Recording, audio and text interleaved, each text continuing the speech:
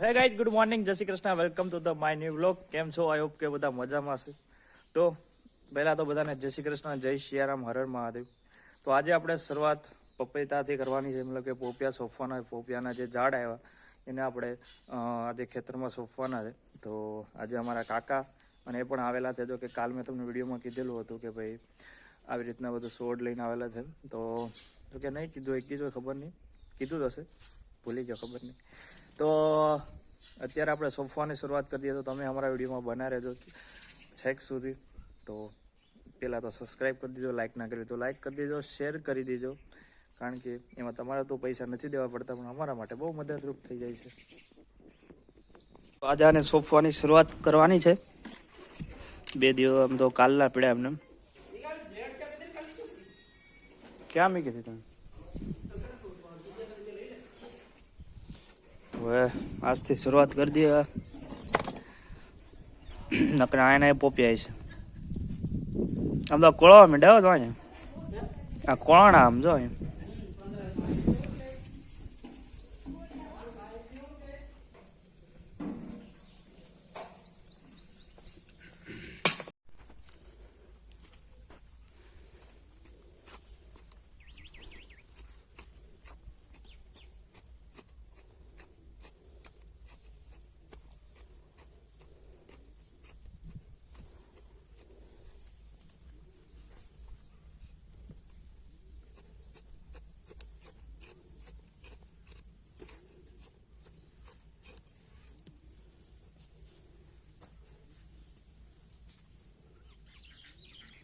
દૂધની બોટલમાં તો હવે આપણે ખાડા તો કરી નાખ્યા. એમાં થોડો પાવડર નાખી દીધો.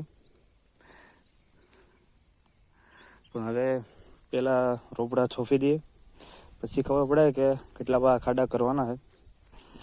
2 નારિયેળની વચ્ચે 1 પોપિયો. જો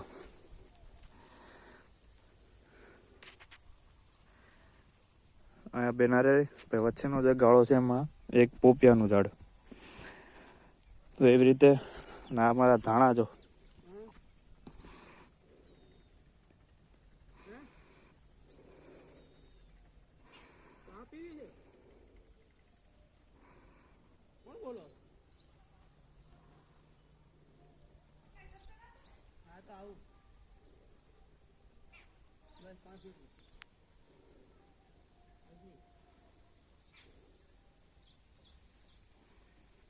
તો આપણે આખું કેરેટ આવી ગયું. 1 કેરેટમાં 40 નંગ હોય, મતલબ 40 છોડવા. તો હવે જોઈએ, અમારી પાસે 3 કેરેટ છે, એટલે કે 100 નંગ થયા. તો 3 તો નહીં, મતલબ ત્રીજું અડધું, કારણ કે 3 કરો એટલે તો વધી જાય.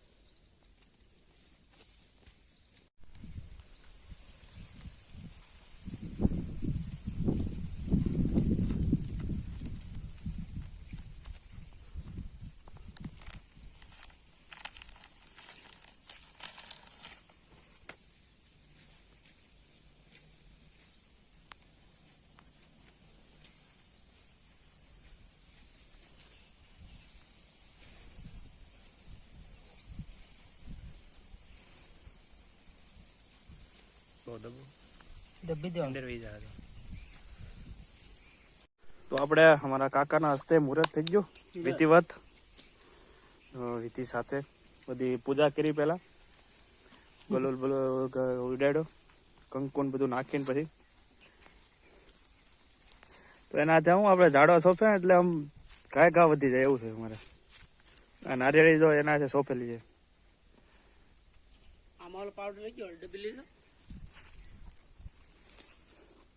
ક્યાં કંકુન ડબ્બી?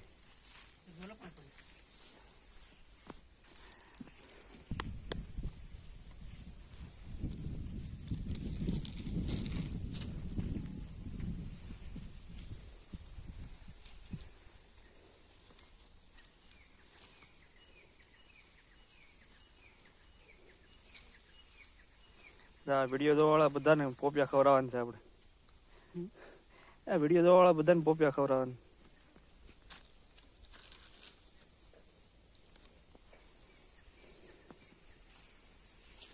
તો અત્યારે રોંઢાનો સમય છે અને આપણે આ જવારમાં પાણી પાવાનું હતું. તો પહેલું પાણી જ છે, કારણ કે આપણે કેટલા દિવસથી પાણી નથી પાયું. આમ તો કોરવણ કરીને પછી આપણે જે જવાર વાવી હતી એના પછીનું ત્યાં ડાયરેક્ટ પાણી પાય છે. પણ આમાં દિક્કત એ આવી ગઈ કે લાઇટ વહી ગઈ, તો હવે પાણી અહીંથી બંધ થઈ ગયું. થોડોક ક્યારો રહી ગયો, બાકી તો પાણી પી જત.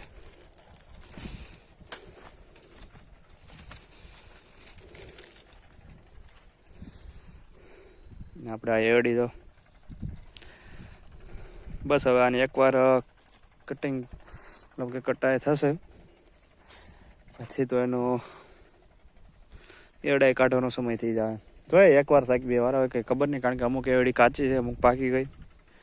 તો બધે ઘરે લઈ લેવાની છે કે પછી એક પછી લેવાની છે એ બધું કંઈ ખબર નહીં બહુ. તો અત્યારે બપોરનો સમર છે અને ફાઇનલી અત્યારે આપણે અહીંયા પોપૈયાનું કામ પતી ગયું. આ છેલ્લા છોડ છે કે જે હવે આપણે સોંપવાના. બાકીના ઓલી જગ્યાએ જે વધેલા હતા એ આ જગ્યાએ સોંપવાના હતા. તો હવે બસ થોડીક ક્ષણોમાં આ કામને વિરામ આપશું અમે.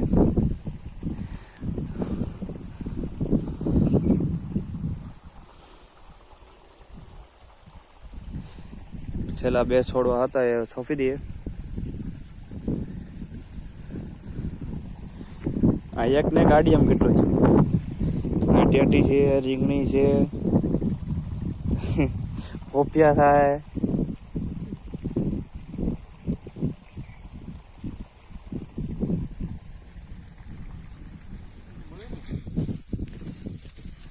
મજા કુસો આને આમનો ડૂસો વળતો એક છોડો તો અલગ નો થાય ને.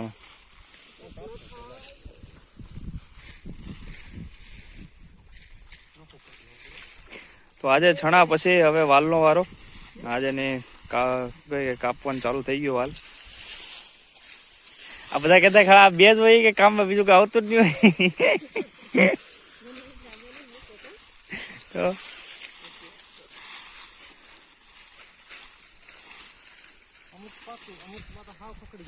કાલે ઉતારે હવે તો આને હુકાવા દેવા પડતા ને. તો આ બીજા છે એ તો દાણા ખરી નો.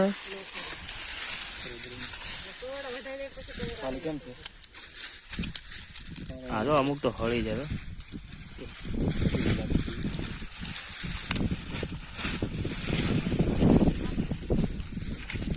કોઈ 5 દાણા તો નીકળે ને હાવ કે બધું આપણું થોડું હોય જીવનમાં. હવે એ જે નીકળે બીજું દે હુકાવા દેવાને એમ ને. 10 દી બધી વાટ જોઈ જો વિડીયાની. તો ભાઈ ઓલી બધી આમને ઓલી થઈ જાય લઈ લેવાની.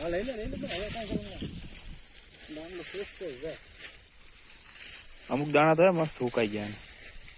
કાલે ઉતાર્યા હતા એમ તો મમ્મી.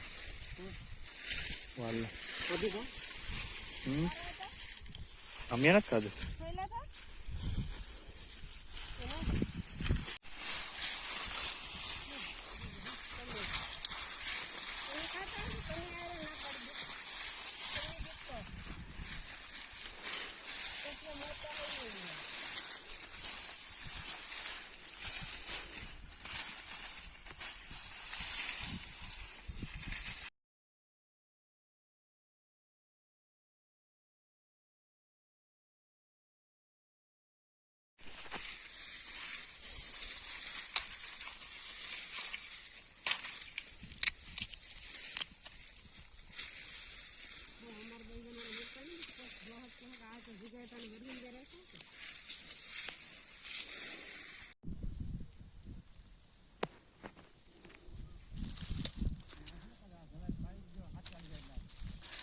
તો હવે આપણા વાલ થોડાક સમયમાં આમ તો ઘણા ખરા વટાઈ ગયા સવારના. બપોરનું આમ તો ચાલુ કર્યું હતું. તો હવે હવે આમાં અમુક ટકા આમ જોવા જાય તો કોક છોડવામાં સુકાયેલા છે, કોક છોડવામાં અમુક લીલા છે એવું છે. પેલો અનુભવ છે આ વાલનો, કોઈ દિવસ કરેલા નહીં અમારા ખેતરમાં. આમ તો બહુ 2-3 વર્ષ પહેલા એક વખત થયા હતા.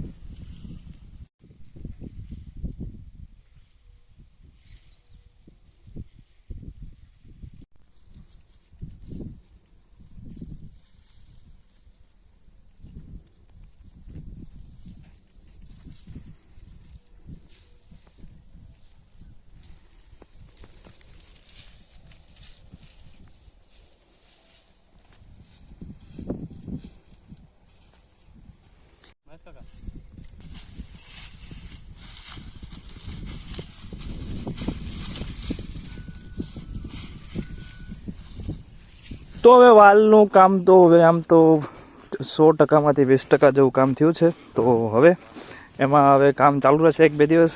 તો હવે મળીએ કાલે એક નવા વિડીયો સાથે. તો આજના માટે એટલું જ. એક તમે બીજું કાંઈ નહીં તો ખાલી એક સબસ્ક્રાઈબ કરી દેજો અમારા માટે અને આગળ શેર કરી દેજો. ધન્યવાદ તમે છેક સુધી